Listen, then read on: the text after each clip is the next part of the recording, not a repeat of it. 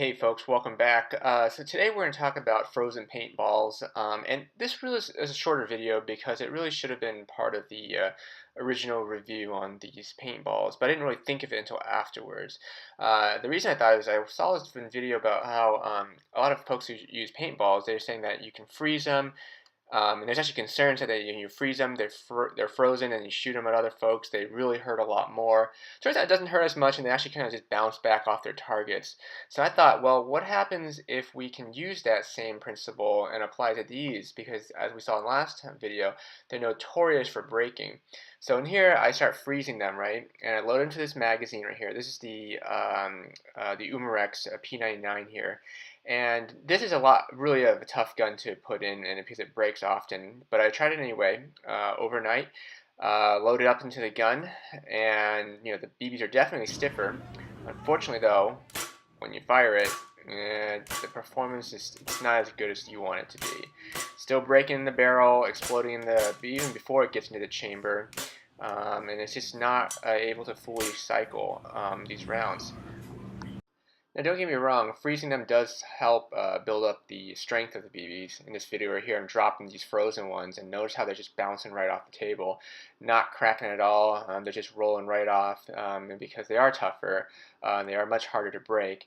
Compare that to these ones right here, which are now actually the warm room temperature ones, and notice how they are going to break a lot more easily. Notice how they don't bounce as high. They just kind of roll around. Now it's kind of rolling away right now, but they they're not bouncing as much, and they're definitely cracking. As see, there we go. There's a slight amount of BBs coming or paint coming out, so they're much tougher to they're much more fragile. So again, freezing them in the bottom line will make them the structural integrity of it a lot stronger.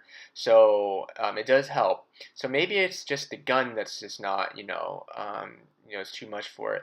So what I've tried to do instead is that I'm actually going to try to install it into load these same frozen BBs into a different gun that maybe might not have as much pressure onto the rounds, and maybe those will not break as easily. So of course, what's up is going to be the WE Glock 19, and so we're going to try it with those and see if it does any different.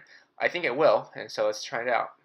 Alright, so here we go again. These are frozen rounds right here, inserted into a WE magazine. Hopefully the way that I'm loading this is a little bit less stressful on these rounds, and it'll be able to last a little bit better.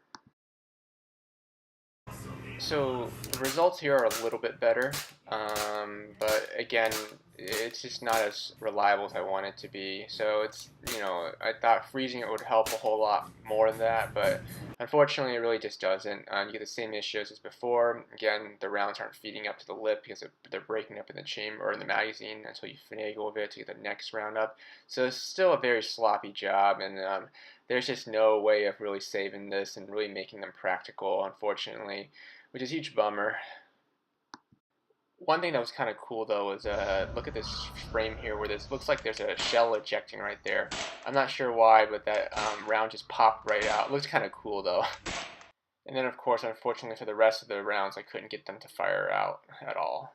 So unfortunately, those are the results. I was really excited, and hopefully that the freezing of these paintballs would have helped. They do a little bit, but again, not that much. Again, don't waste your money on these, unfortunately, unless you have like a real good reason why you want to mark them, or you only want to fire individual rounds at once and do a single load and then fire them to mark your targets from a little bit further away. I didn't get a chance last time to do it, and I'll get onto it the next time around, but we'll talk about these chalk rounds in this picture here. I've been trying to test around with them a little bit to see, to make sure I get a good review of them before we make a review video of it. So look for that next time around. All right, thanks, folks. See y'all next time.